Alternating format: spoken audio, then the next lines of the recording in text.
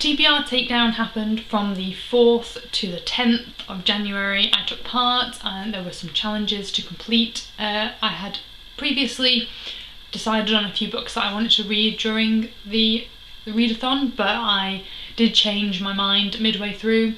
I've recently changed jobs a little bit, so whereas previously I was working part-time, I'm now working full-time, and so I'm still trying to figure out like how much of my time I can dedicate like specifically to reading. And so I was a little bit ambitious with the books that I set myself, but I'm gonna show you what I did manage to get around to. I'm really pleased actually with what I got read, so here we go. First off, I read about 425 pages of Air of Fire.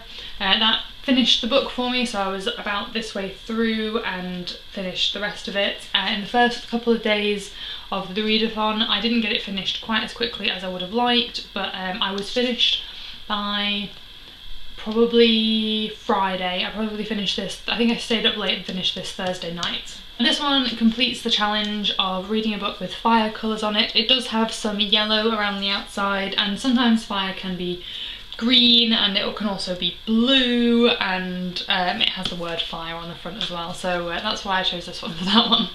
Next, I just sort of ploughed through Stardust by Neil Gaiman. This isn't my favourite Neil Gaiman book, but I really enjoyed it. Once I sort of got into it, I did really enjoy it. And this book completed the challenge of reading a book that's been on your TBR list for the longest. This has been on my reading list since last Christmas, because I got this for Christmas last year, so that was a nice one to kind of start the year with this year.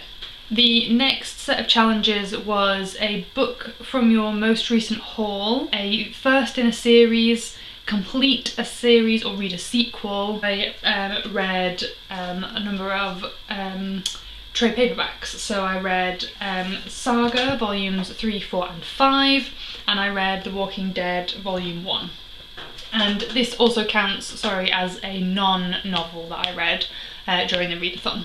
And then the only thing that was left on the list of challenges to be read was a book outside of your comfort zone, and in the end I didn't complete that challenge. For me, actually sort of sitting down and getting through that many books was a little bit out of my comfort zone, because I was really having to sort of like get reading in all kinds of little places, which was quite fun. So I don't really think I completed that one, but I wasn't too bothered about completing all of the challenges. I'm just really happy that I managed to get that many books read. So I finished 6 books, and then I also started reading Welcome to Night Vale.